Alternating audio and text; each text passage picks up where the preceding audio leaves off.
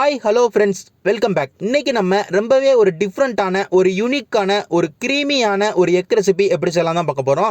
ரொம்பவே சூப்பராக இருக்கும். கண்டிப்பாக ஃபுல் வீடியோ பார்த்து ட்ரை பண்ணி பாருங்கள். நம்ம இந்த பட்டர் கார்லிக் எக் ரெசிபி செய்கிறதுக்கு முதல்ல ஒரு பவுல் எடுத்து வச்சுக்கிட்டோம். அதில் ஒரு 7 முட்டை சேர்த்துக்கிட்டோம். முட்டை சேர்த்தக்கப்புறமா நல்லா முட்டையை பீட் பண்ணி எடுத்துக்கோங்க. பீட் பண்ணி நம்ம முடிச்சக்கப்புறமா உப்பு நம்ம சேர்த்துக்கலாம்.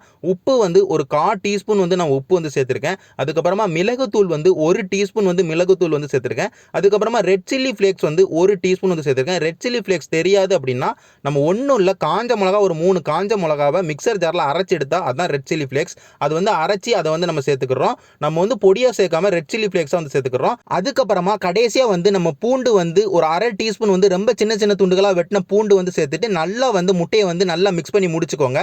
மிக்ஸ் பண்ணி முடிச்சக்கப்புறமா அந்த பவுல் அப்படியே வச்சுட்டு நம்ம ஸ்டவ்வில் ஒரு பேன் எடுத்து வச்சுக்கிட்டோம். பேன் சூடாக ஆரம்பிச்சக்கப்புறமா பட்டர் 2 டேபிள் ஸ்பூன் சேர்த்து பட்டர் மெல்ட் ஆகி முடிச்சக்கப்புறமா நம்ம ரெடி பண்ணி வச்ச அந்த மசாலா மிக்சடு எக்கை நம்ம அப்படியே பேனில் ஊற்றுறோம். ஓரளவுக்கு ஆம்லேட் மாதிரி நம்ம இதை ரெடி பண்ணணும். நம்ம இதை எதுக்காண்டி இந்த மாதிரி ஆம்லேட் மாதிரி ரெடி பண்ணுறோம் அப்படின்னு பார்த்துக்கிட்டிங்கன்னா, நம்ம இந்த ரெசிபிக்கு ஓரளவுக்கு பெரிய பெரிய துண்டுகளாக ஓரளவுக்கு சாப்பிட்ற மாதிரி துண்டாக கையில் எடுத்து சாப்பிட்ற மாதிரி நம்ம எக்கை நம்ம ரெடி பண்ணணும். அதுக்காண்டி ஓரளவுக்கு ஆம்லேட் மாதிரி நம்ம ரெடி பண்ணிட்டோம்னா நம்ம அதுக்கப்புறம் ஓரளவுக்கு பெரிய பெரிய பீசஸாக நம்ம எக்கை கட் பண்ணி எடுத்துக்கலாம். அதுக்காண்டி முதல்ல ஃபுல்லாக எக்கை அப்படியே பேனில் ஊற்றிட்டு ஒரு 2-3 நிமிஷம் அப்படியே நம்ம லோ மீடியம் ஃப்ளேமில் வச்சு ஒரு சைடை நல்லா வேக வச்சிட்டோம். வெந்து முடிச்சக்கப்புறமா திருப்புற அளவுக்கு கன்சிஸ்டன்சிக்கு அது எக்கு மாறினக்கப்புறமா நம்ம அப்படியே மெதுவாக அதை திருப்பி போட்டு திரும்ப அடுத்த சைடையும் நம்ம வேக வைக்கும். நீங்கள் வீடியோ பார்த்தாலே தெரியும். இந்த மாதிரி ப்ரொசீஜரில் பண்ணிக்கிட்டிங்கன்னா அதுக்கப்புறமா நம்ம கடைசியாக கட் பண்ணி எடுக்கும் போது நம்மளுக்கு எக் ஓரளவுக்கு பெரிய பெரிய பீசஸாக கிடைக்கும். அது நம்மளுக்கு சாப்பிட்றதுக்கு எடுத்து சாப்பிட்றதுக்கு ரொம்பவே சூப்பராக இருக்கும். நம்ம 2 சைடுமே நல்லா வேக வச்சக்கப்புறமா நம்ம வெந்த அந்த முட்டையை ஓரளவுக்கு பெரிய பெரிய பீசஸாக கட் பண்ணி எடுத்துருக்கோம். கட் பண்ணி முடிச்சு வச்ச அந்த எக்கை அப்படியே ஒரு பவுலுக்கு ட்ரான்ஸ்ஃபர் பண்ணிட்டோம். இது அப்படியே ஒரு பவுலுக்கு ட்ரான்ஸ்ஃபர் பண்ணி முடிச்சக்கப்புறமா ஒரு கடாய் எடுத்து வச்சுக்கோங்க. அதில் ஒரு 4 டேபிள் ஸ்பூன் பட்டர் சேர்த்துக்கோங்க. ரொம்பவே நிறைய சேர்த்துக்கோங்க. 4 டேபிள் ஸ்பூன் பட்டரும் மெல்ட் ஆகி முடிச்சக்கப்புறமா நம்ம பூண்டு ஒரு 1/2 டீஸ்பூன் பூண்டு ரொம்ப சின்ன சின்ன துண்டுகளாக வெட்டி சேர்த்துருக்கோம். இந்த பூண்டை அந்த பட்டரோட நல்லா வதக்கி விடுங்க.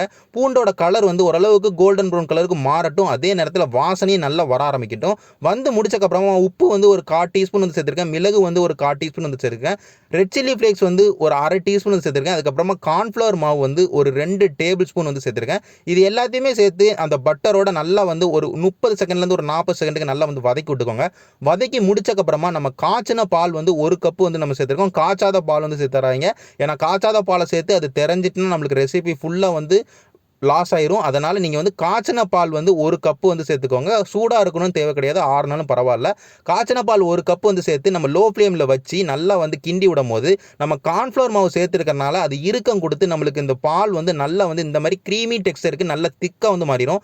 இந்த அளவுக்கு ஃப்ளோட்டிங் கன்சிஸ்டன்சியில் ஒரு க்ரீமி டெக்ஸ்டரில் இருந்தால் போதும். அதுக்கப்புறமா நம்ம கஸ்தூரி மேத்தி ஒரு 1/2 டீஸ்பூன் நம்ம சேர்த்துக்கிறோம். ரொம்ப சேர்க்க வேண்டாம், அதோட வாசனை ரொம்ப வந்துடும். அதனால் ஒரு 1/2 டீஸ்பூன் மட்டும் நம்ம கஸ்தூரி மேத்தி சேர்த்துக்கிறோம். அது கூடயே கொத்தமல்லி இலையும் ஓரளவுக்கு கைப்பிடி அளவுக்கு நீங்கள் லைட்டாக தூவி விட்டுக்கோங்க.